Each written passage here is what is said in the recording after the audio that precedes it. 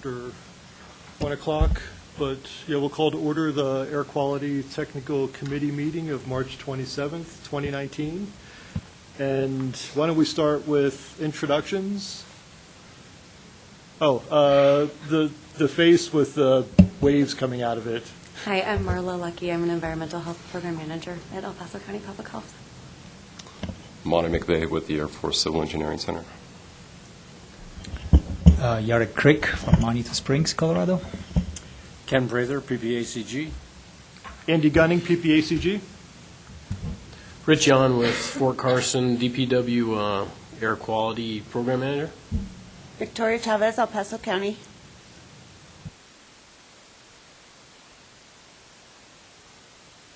Special instructions on our sign-in sheet, which is coming around. The last column on the right, if you need a name tag, if you notice you don't have one in the back table here, if you could just mark yes or no if you've got one.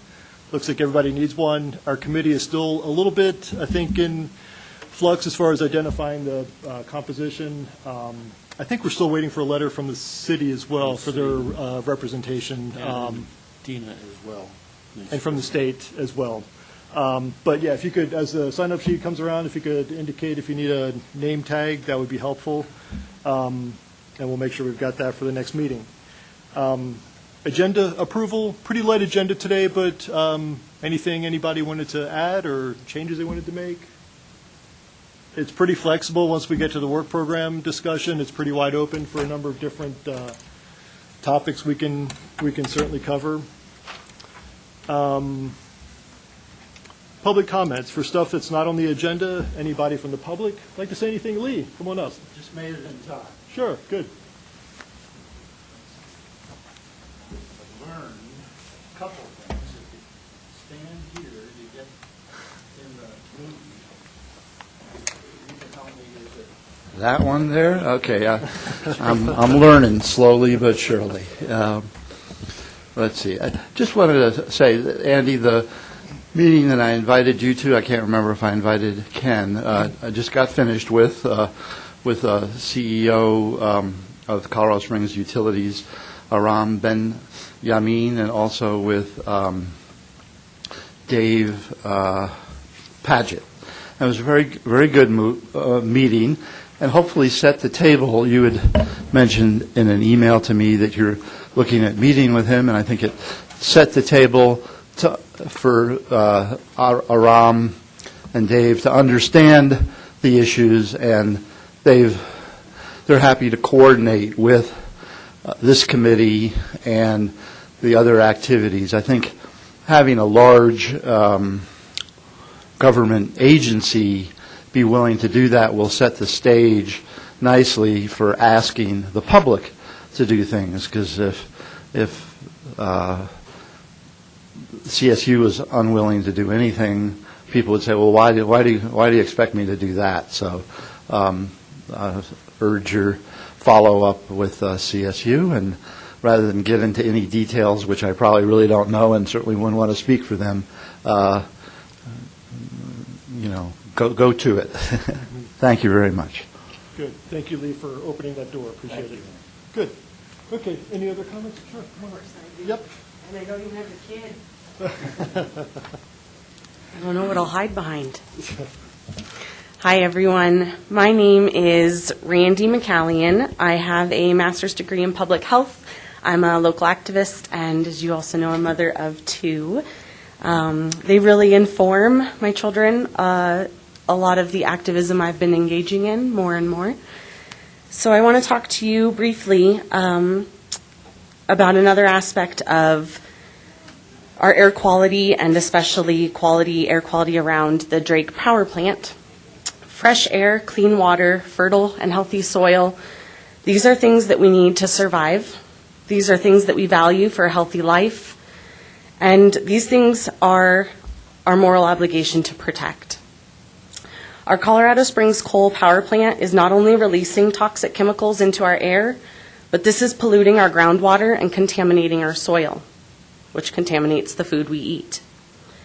A 2019 study, or a study that was just released in 2019, done by the Environmental Integrity Project, the Sierra Club, and many other organizations, found that 91% of coal plants have unsafe levels of at least one dangerous pollutant. Pollutants like arsenic were found in 50% of the samples. Arsenic can lead to cancer and has a neurodevelopmental toxic effect like lead on children's developing brains. Chemicals like lithium, found in 60% of the samples, can lead to neurological damage and other dangerous impacts to the body. Lead was found in 10% of the samples. We all know what lead does to developing children's brains and to our body. 54% of the coal plants in the United States had 4 or more dangerous chemicals. So I won't list them all, but there's a long list of them. I just named a few. So I want to bring this to our attention to make sure that as decisions are made, we remember that air quality impacts more than just the air, and that this is going to have lasting impacts much longer than any of us could imagine, and that it is our moral obligation to protect the future, especially for the children. And even if we may think ourselves that this may not impact us as dramatically as it actually already is, it will impact their futures very dramatically. So thank you for the opportunity to speak. Thank you. Anybody else? Good for now? Okay. Very good. So next item on the agenda is approval of the minutes. You've got a copy of those from the February 27th meeting. Any action as far as approving the minutes? Is there a motion to approve? Move to approve. A second? Second. Super. Okay. Any other comments? All those in favor, say aye. Okay. Any opposed? Very good. We did not put on the agenda, we've had this on the first couple of meetings of this year, consideration of election of a chair. Wanted to wait till we kind of fill out our membership, so probably in the next month or two, so keep that in mind, but we'll talk more about that. Like I said, I think we're expecting some additional membership, and we've reminded the board that we're still trying to flesh out our jurisdictional seats and some others. So we'll put that on here in an upcoming meeting agenda. So the next topic, discussion items, really that's the main thing for today, and kind of 3 topics I wanted to talk about.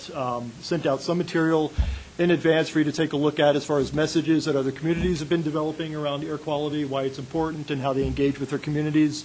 And really wasn't looking at getting into developing the actual messages themselves, but maybe talking about a process to get to that point and using some of the existing resources we may have. But also wanted to touch on a couple other things. Marla's going to give us just a brief update on a research project that we found out about at Colorado State University, where they're actually researching ozone and air quality issues and how to raise awareness, and there might be an opportunity for us to engage. And also wanted to talk a little bit about our, we became aware of the Ozone Advanced program that EPA runs, and I think Dina mentioned that in the past couple of meetings, that might be something we become engaged with. So I had a phone call with the folks from EPA, can give you an update on that and see if that's something we want to move forward with. I think so, that we want to engage with them on that.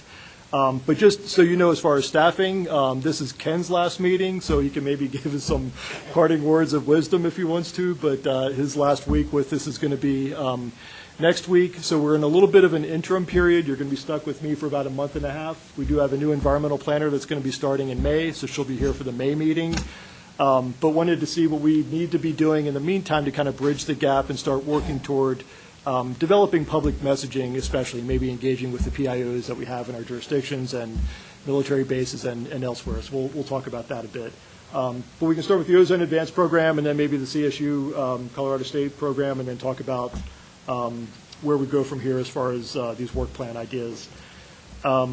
Ozone Advance, it's a program that's run by EPA, and had a conversation with Chris Dresser in their Denver office earlier this week. And essentially, it's a program really designed for communities like ours. You know, we attain the standards currently for ozone, and the other pollutants that we have are coming out of our maintenance period for carbon monoxide.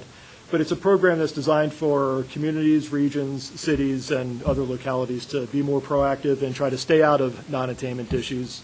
So it sounds like it's kind of right up our alley. The benefit to us is that If we join up, then we can get access to grant opportunities and training sessions that EPA and others set up. So for me, that sounded like a pretty good deal.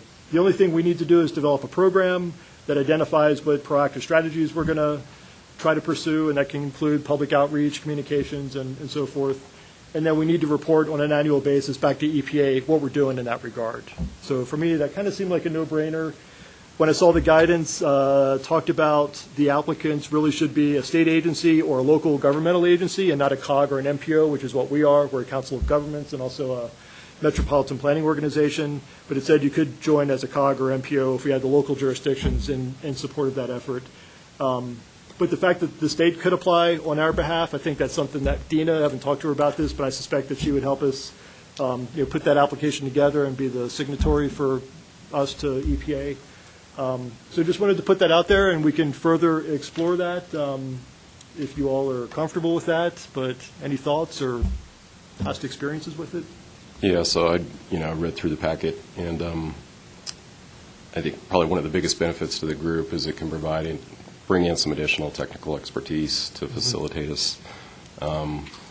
Also, on the participation side, it's very non-committal, so Yeah.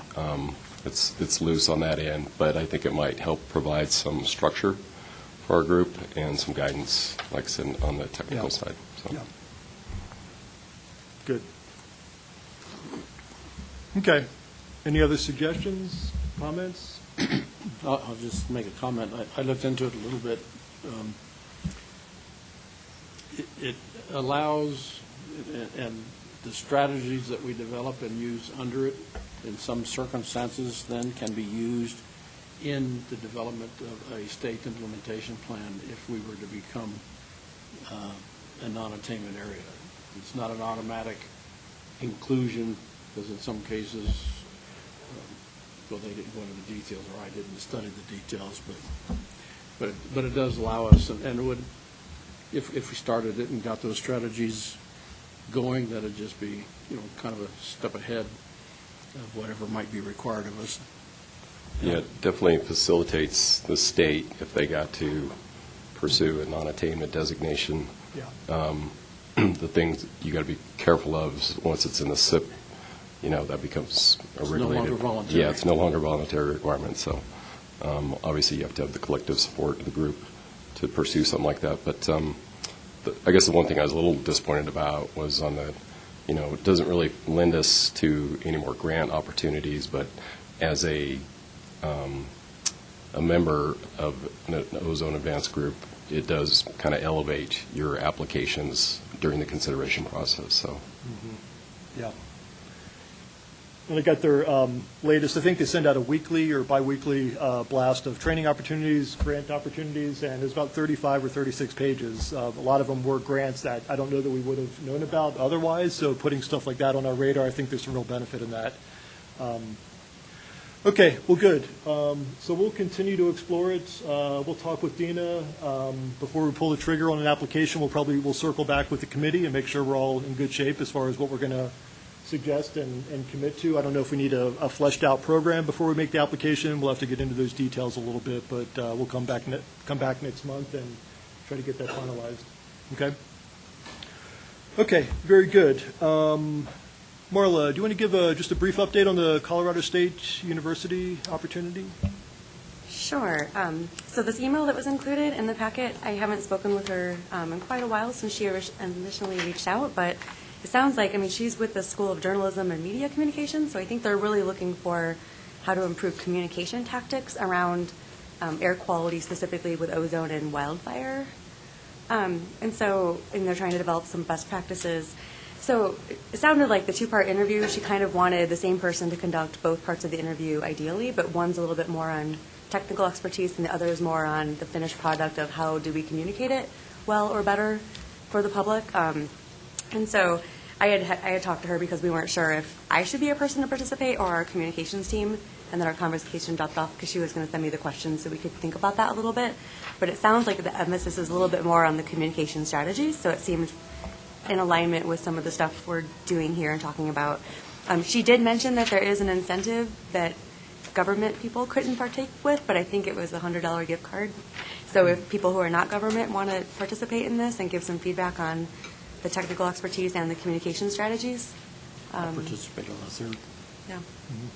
Okay, you can do it now, once you retire. Yeah. Yeah, yeah. So, and again, I don't think we've heard back from her for a little bit, but I think it's ongoing, so. Anything else?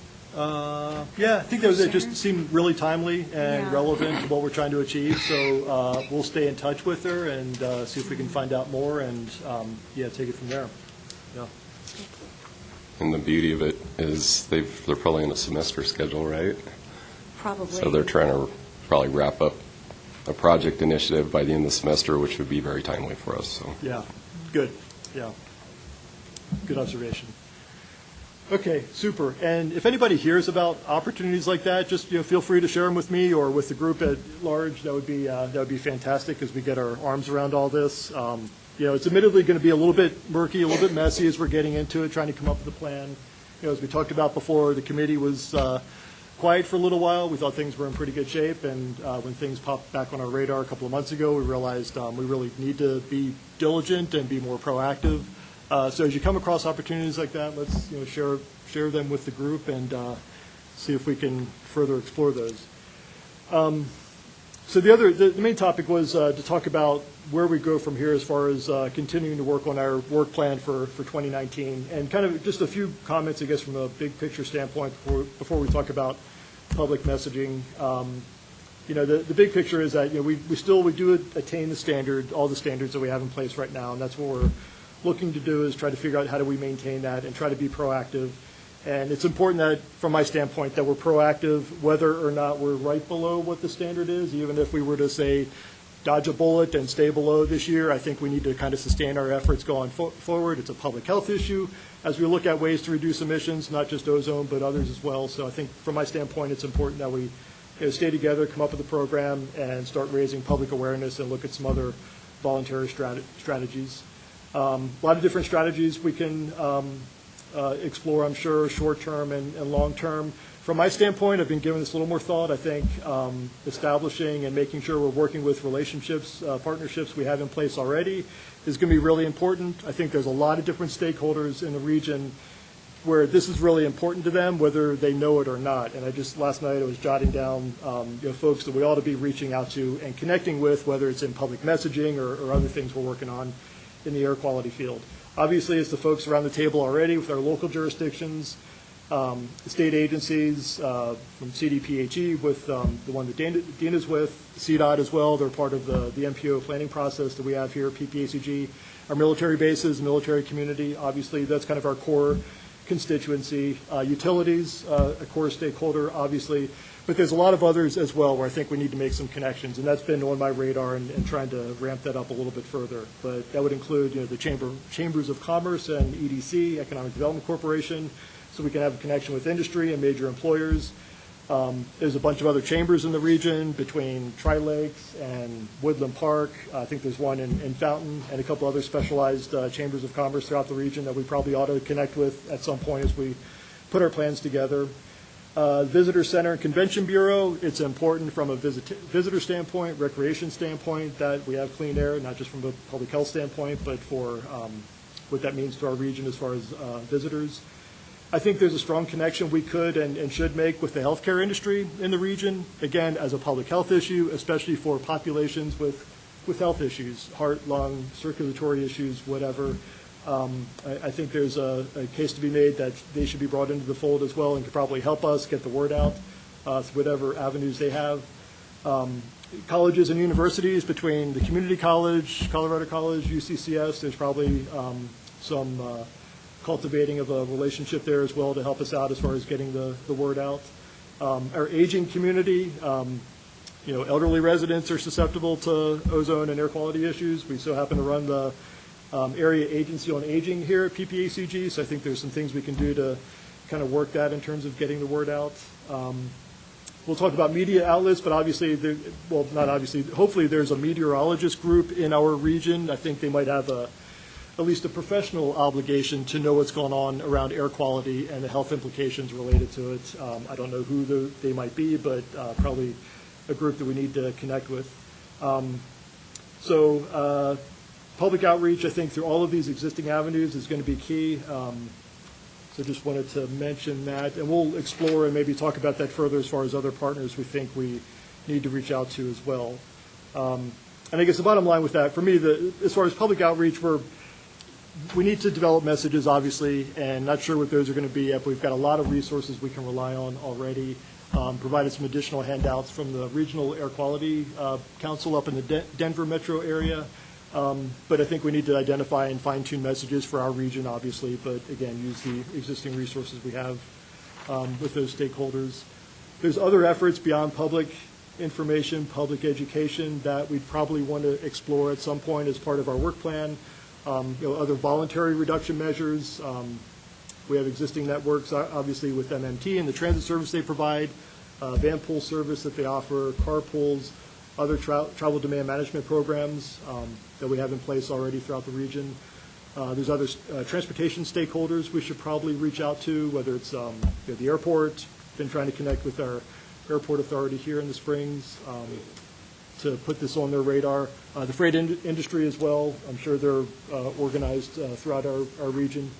And there's other, this is more long-term, but there's other planning efforts, I think, where we can maybe engage. I know that Colorado Springs is about to update their transportation plan for the city, and ideally, if there's a goal or an objective that we're trying to manage air quality and emissions through their transportation planning efforts, I think that would be a good thing to make those connections.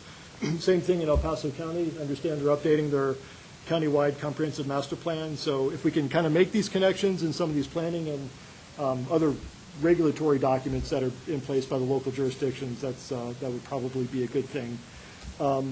Other communities I've worked in, I know they've had Clean Cities programs, and I don't know that we have one here in the Springs area. And not suggesting that we create one, but if there's an existing Clean Cities program, which maybe promotes alternative fuels use in fleets like the freight industry, school districts as far as converting buses, the transit systems, and things like that. But that's probably another connection that we want to make.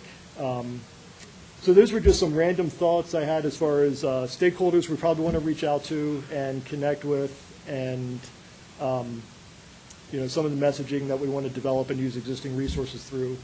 So I can stop there for now. But I guess the main thing I was looking at now, between now and May, when we get our new environmental planner on board, want to see what we think we can do as far as beginning to develop messages through maybe the PIO communities that we have. I asked Jessica McMullen, our communications policy manager with PPACG, to join us today as well. But want to see if there's existing resources, existing staff we can maybe start to coordinate with as we start to develop outreach messages and figure out which avenues we might be able to begin to use. So I'll stop there for now, but any initial thoughts or suggestions, observations? HBA? Oh, thank you. I'm still relatively new, been here 13 months, but yeah, that one wasn't on my radar. You're not allowed to say new anymore. The statute of limitations is up, I think. Good one. There might be the possibility of using CONO as well, Council of Neighborhood Organizations. Sure. We all have networks we interact with. We've got a bunch of them that are meeting here at 3 o'clock after this meeting with our Community Advisory Committee, including CONO and a bunch of other stakeholders. So I think we need to, we're kind of I'm getting ahead of ourselves a little bit, but I think it's good to connect with and start identifying who those stakeholders are and begin to put it on their radar as far as why this is important, why it's a public health issue, why they should care, why their constituency or clients care about it. And then in parallel, start working with what that messaging is going to be, working with PIOs and other marketing experts. I'm not a marketing expert by any means, but I think if we start getting those in the room that really know how we can develop community-wide messaging, that would be helpful. But any other thoughts, preliminary suggestions? Others that have worked in other communities that they know of efforts that have worked? You mentioned Indianapolis in the past where you used to work. Button. I don't know what I just did to that other one, but that's okay. I think what would work well, at least for me at the county, is if we had some canned materials. A slide that we can put on our cable channel that between the meetings, we have various messages that go through there. We can put videos on our YouTube station. If we have short little tweets that, are already approved, then we can just push them out through Twitter and Facebook and those kinds of things. But having something that has, a general message on it, has maybe PPACG's logo and a website to get more information, I can get those things circused around the county pretty easily. But just needing something, in my hands to say, here, put this on our YouTube channel. Things like that would be really useful.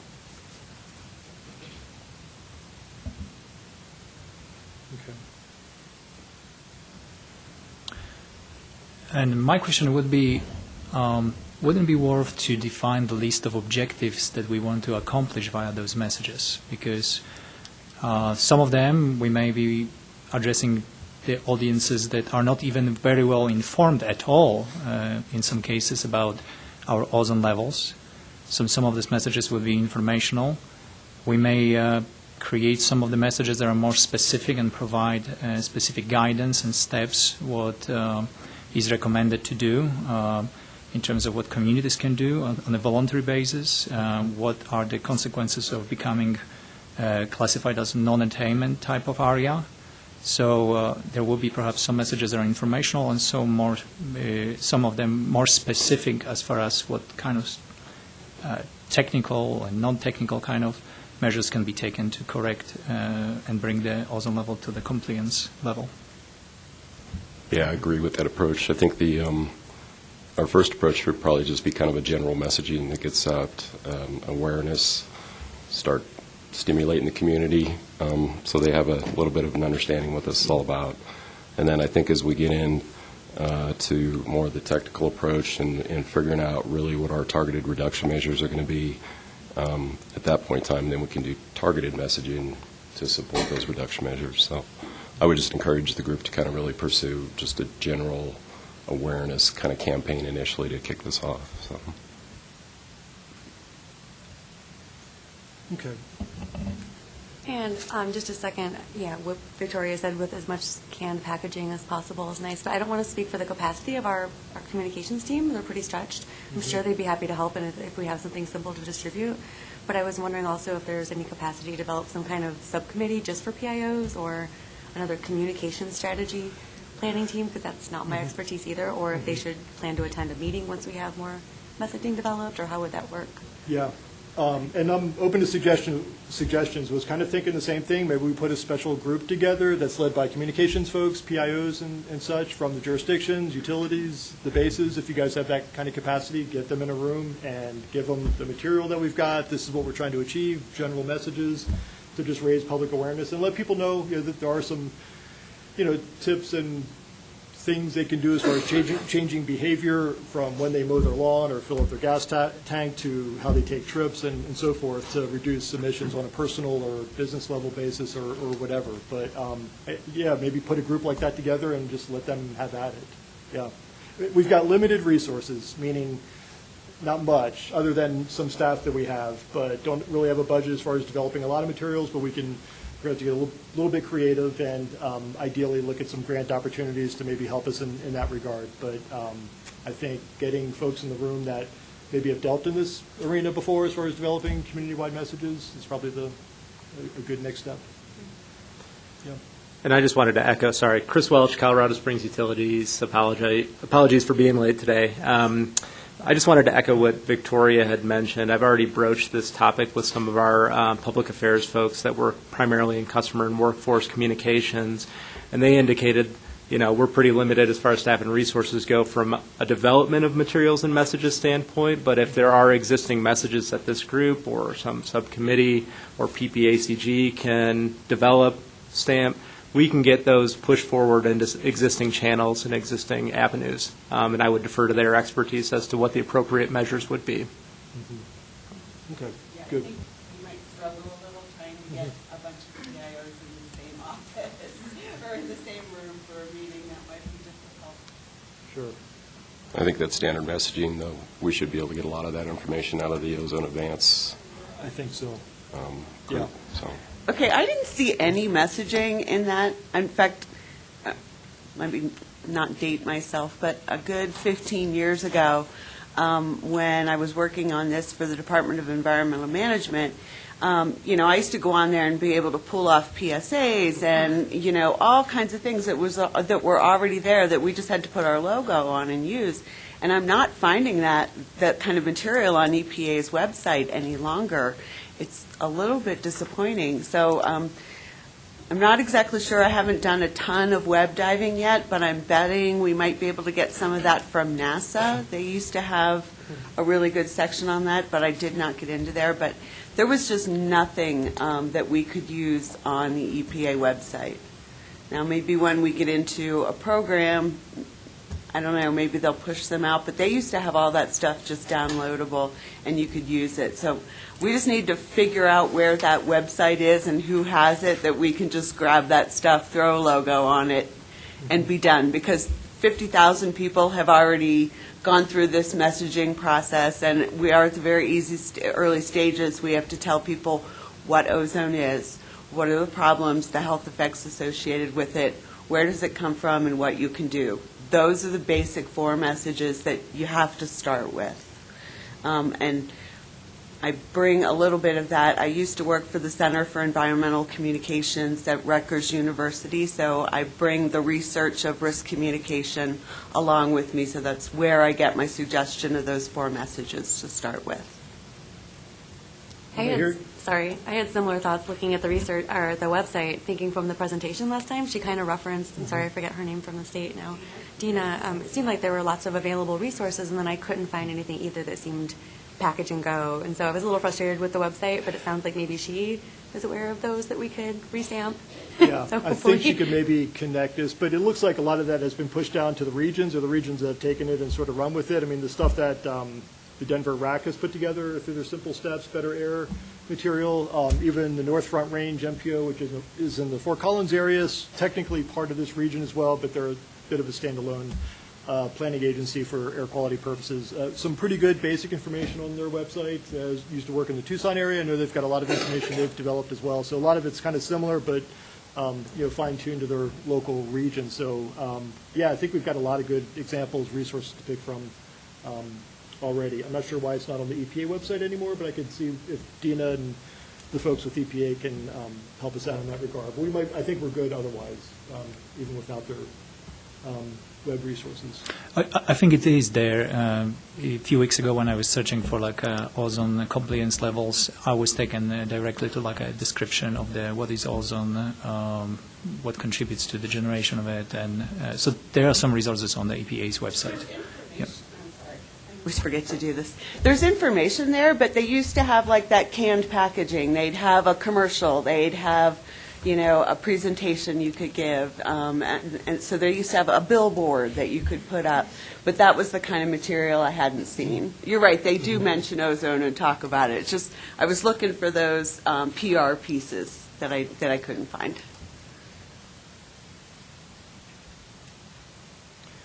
Did I hear you, Victoria, potentially volunteering to kind of head up a group that's going to help develop messages, given your past experience with this? Not to put any pressure on you, but something to think about. I'm certainly, I think we could do it in this group. I don't know that we have to have a separate committee and a separate meeting. And even if it's just, we adjourn the meeting and then sit and really go through some stuff, but I will have to chat with my higher-ups if they want to spread my resource any thinner. Me and my giant staff of me.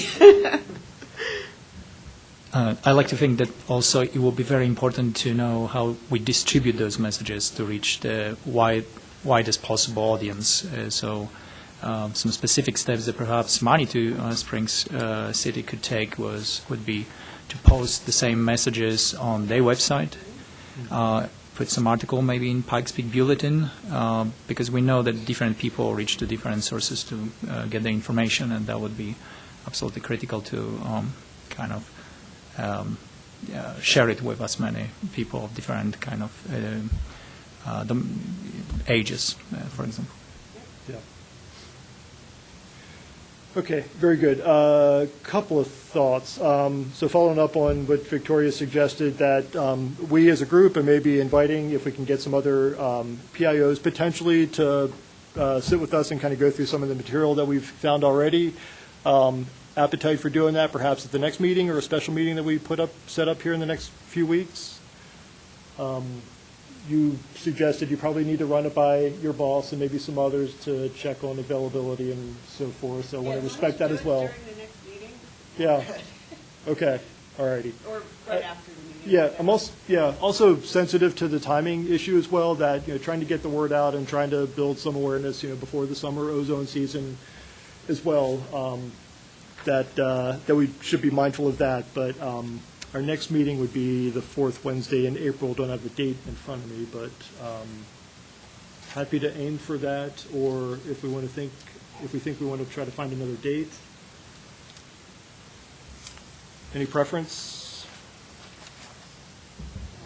I know that I will not be able to attend the next meeting's session. Okay. I would encourage you to keep it on a standard schedule. That way we can all plan around it. So. Yeah, so that'd be Wednesday, the 24th. Okay. And that will give us enough time. I've had a couple of conversations with Mike Silverstein from the Denver Regional Air Quality Council already. Some of you may know Mike. He used to be with CDPHE, and he's now been the executive director at the RAC for the past, I think, 6 months or so. And they've developed a ton of material. I handed out the annual report they put together for the end of 2018, but on their website, they've got a ton of stuff between videos and stuff they give out to kids and just a bunch of different audiences, the business community. And he's there to help out as well. So he said they've developed a lot of the stuff that we can borrow from. So I'll make sure that we've got his full permission to do that. But there's a bunch of other stuff that I think we can track down as well. And we'll be sure to rope in Dina to see if there's some other good examples out there that we haven't found yet. So we will aim to do that on the 24th. We talked about stakeholders. I rattled off a few. HBA and KONO were mentioned as well. Would be happy to hear other suggestions that you have. I think using existing networks to get the word out, whether it's through a speakers bureau or once we develop these messages and go out and start making presentations, I'm open to ideas there, but are there other kind of key networks that we ought to be aware of? I know, just speaking from working on a military installation, we've got Mount Carmel out there, works with a lot of veterans. Maybe work through that. This is a lot of folks retire here from the military, so maybe that's an avenue as well.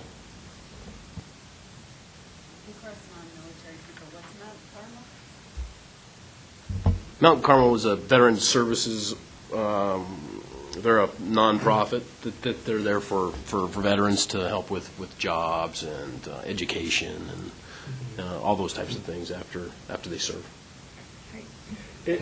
Yeah, that's a great suggestion. And you made me think, too, this didn't come to mind initially, but there's a broader network of military care providers called the Peak Military Care Network that Kate Hatton runs, used to be part of PPACG until she created that kind of broader network. So, yeah, it's a great network that coordinates with dozens of different care providers throughout the region. So I think those are the kind of networks that we really need to kind of rely on. Yeah, I know when I've done planning efforts before, Schriever and Peterson and Fort Carson were all very generous about sending out emails or putting it in their newsletters and things like that. So they've always been really terrific to work with in terms of if you give them the message, they will get it to the soldiers.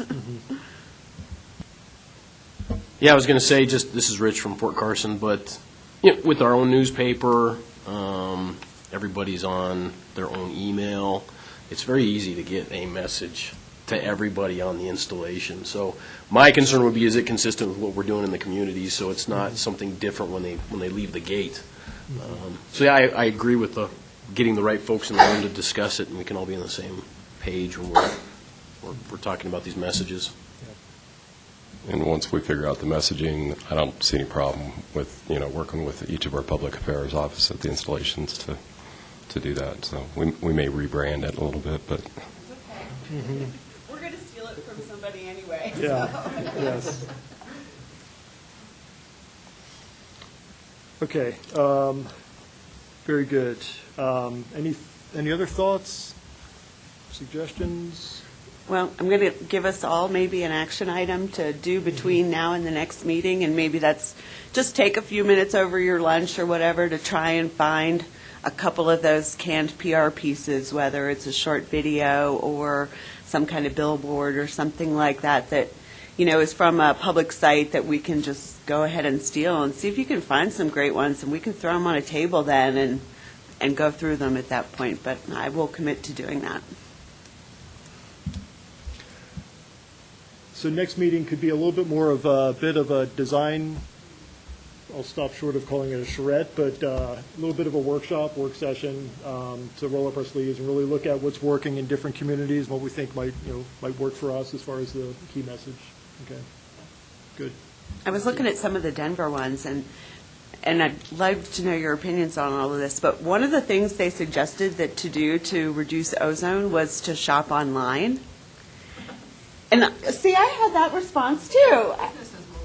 Well, but I thought, okay, wait, my little car driving down to Target, or, that big old truck that comes and delivers packages, is that really what we want to tell people? So thoughts on that? It just struck me as wrong. I don't know if there's data behind it, but I was like, really? No. Yeah, at first glance, that's probably not the message we're going to send out necessarily. Let's stay away from that one. Yeah, that's not working for us. Okay.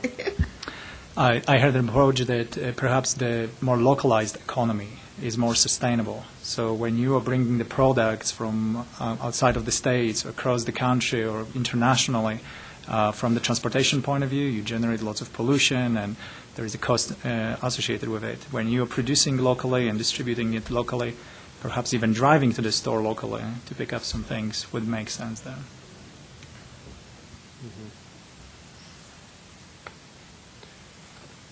Just a question on logistics. Are we for sure staying at 1 p.m. then?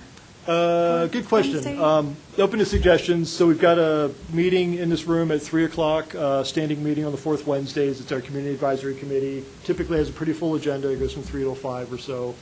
So really no way we can move that up any sooner. But I'm open to suggestions if there's another day or time that works better. A lot of demand on the space here, but your thoughts? I think you need to leave a 2-hour window just in case we get into, once we get a little older here. Yeah. For growth. Yeah. I would say if 1 o'clock remains, I would change, at least in bylaws, there is something mentioned about our group meeting at 1:30 the fourth Wednesday. That could be confusing a little bit. Okay. Good point. That's probably why I was confused, because it looked like all the other ones started mostly at 1:30, and that's my preferred time, but I can work with 1 o'clock, that's fine. But just I was a little confused on the consistency for the other Okay. meetings there. Okay. Okay. All right. Super. So we'll keep it at 1 for now. We'll flag that as well. There's a bunch of stuff I flagged in the bylaws we probably need to update, membership and some other things. So, yeah, we'll put that on the list too. Okay, very good. Anything else, any other items as far as work program, work plan, things we ought to think about for this year? This will be a little bit of a work in progress, but any thoughts that have come to mind? One sort of question. A lot of different places call ozone different things. I just wanted to get sort of a sense, especially from our public members. Do we want to call it ozone or ground level ozone or smog? Anybody have a thought either way? Call it what it is, ozone. And you're not worried about the two different ozones getting confused? Yeah, I think for the general public, they're not going to be able to differentiate between tropospheric and stratospheric ozone. And even on a technical level, ozone and smog are equate to being the same thing, so. I just didn't know in this area what do people already call it. You know, if you don't want to go out with an ozone message, everybody calls that brown heat smog. You know what I mean? So I didn't know, like, what most people call it around here. Good one, too, yeah. Just curious. I mean, I can go either way. I don't really know. I just was wondering if there was a sense already out there. And maybe just to be consistent with the way it's been treated in other parts of the state, especially up and down the Front Range, where they do call it ozone pollution, for consistency's sake, we probably would want to stick with that as well, but, yeah. Okay. Any comments from the public as far as work plan, outreach suggestions, other stuff we're missing? No takers? Okay. Oh, sure, come on up, yeah, come on up.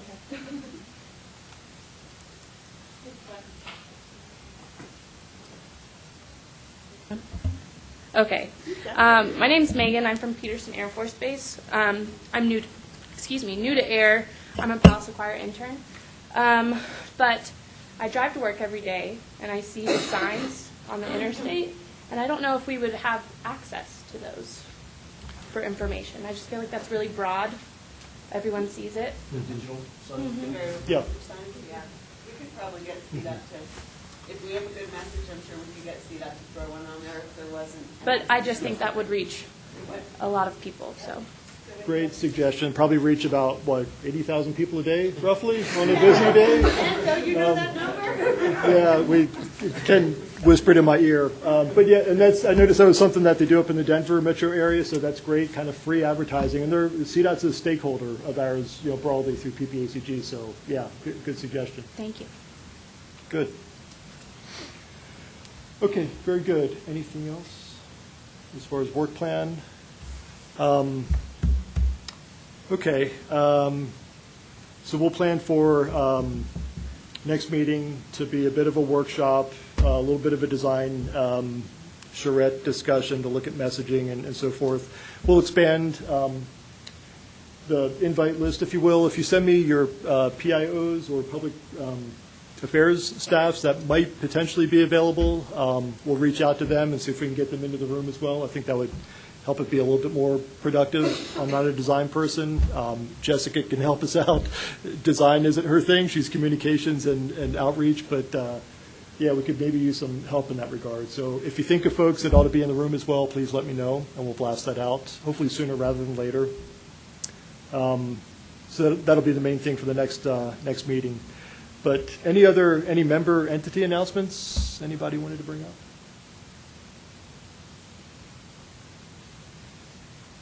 Okay. And we'll make sure that Dina or somebody from the state is going to be available as well. I know she's still trying to work out who's going to take on which areas and what her responsibility is going to be with our region. So I'll try to pin her down, and it'd be good to have her in the room. She knows this stuff, obviously, from a technical standpoint. But anything else before we adjourn? Yeah.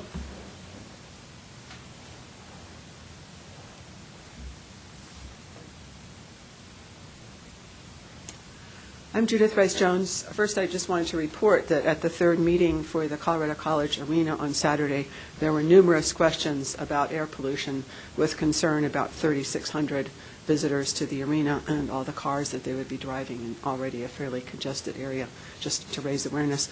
But as a citizen, I have a question, something I don't understand. We have, as I understand it, 2 monitors, and this is Pikes Peak Area Council of Governments, so I presume it includes the county. So I'm just wondering how we monitor for the general 5, beyond their pollutants beyond ozone, and I'm thinking about things like particulate matter out in the county where we have increasing numbers of gravel and asphalt pits. And I'm just wondering, is there a map of where all of our monitors are? And as a citizen, I would love to hear from a meteorologist who could talk about air currents and wind and whatnot, and what we know that those monitors pick up and what they don't pick up. I'm sorry, that's probably a very basic question, but it's a question I've had for a long time. Thank you. Yeah, I believe there's only 2 state official air quality monitors in El Paso County. And I believe both of them do sample for all the criteria pollutants. So that's your particulate matter, ozone, well, precursors to ozone, so oxides of nitrogen, VOCs, volatile organic compounds, and carbon monoxide. So there's a lot that goes into citing those. There's a lot of O&M cost associated with maintaining those. Data, the data quality has to be very rigorous.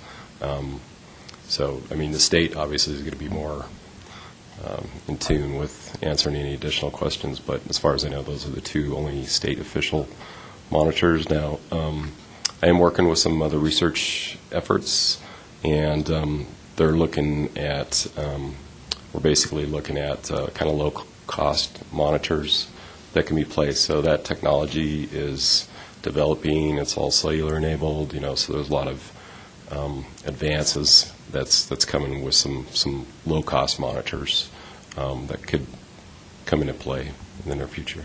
Do we know how our two monitors, I understand the county's 2,000 square miles, the city's 200 square miles, how that distribution of two monitors for that area compares with what other cities have in terms of the placement of their monitors? I'm sorry, I don't have it in front of me, but I'll bring it to the next meeting. We have an incredible elevation change just within the 200 square miles of the city or the county. I mean, it's a dramatic elevation change. And I'm sorry, it's my lack of science knowledge that prevents me from understanding how there could be air currents in that kind of range of elevation and that two monitors would be sufficient. So I apologize again for my lack of scientific expertise. Unfortunately, I can't answer that question.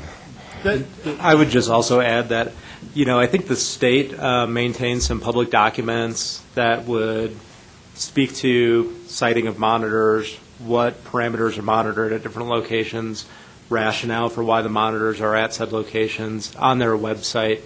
I think it's their annual network monitoring plan, and I'd be happy to point you at where those types of records are housed.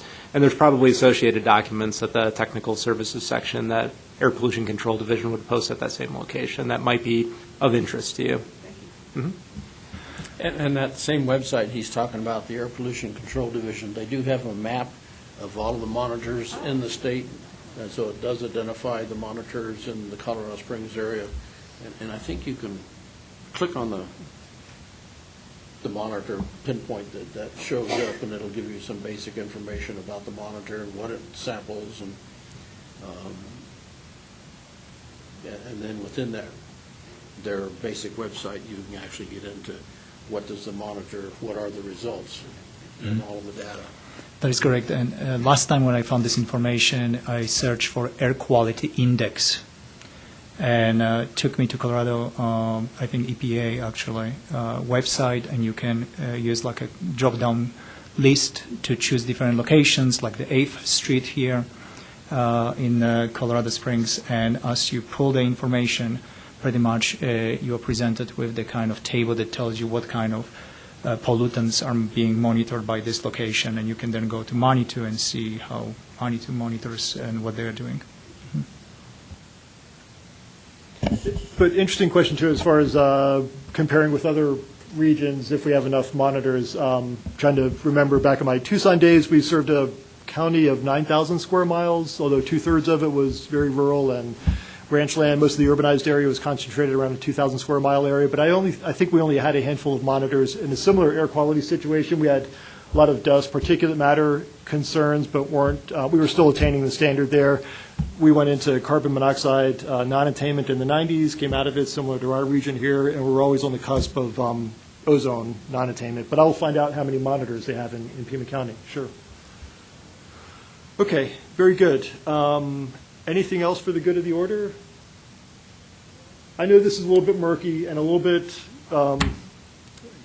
storming, trying to figure out how we're going to get our arms around all this and come up with a plan. But I think we're making okay progress. Once I get some help on board, that's going to help a lot, especially with Ken leaving me here pretty soon. But I think we've got a decent plan to get things sorted out. We've got a lot of great resources we can work from already that have been produced from Denver and Fort Collins and elsewhere. So I think we'll be able to come up with a pretty good plan for outreach. Okay, but if you have any questions or suggestions along the way, offline, please let me know. I was just wondering if we want to try to get CSU, probably want to get in touch with CSU before the next meeting to see what role that they can play in supporting this. outreach CSU, effort. the university? Yeah, absolutely, yeah. Well, I just emailed, but I haven't made phone calls up there, but I'll do that and see if we can make that connection and see if we can get them dialed in somehow for the next meeting, yeah. Just so we can figure out how we can leverage Yes. that as an asset. so. Absolutely, yep, good suggestion. Okay, anything else? All right, I think we're good for now. We'll see you next month. Okay, thank you.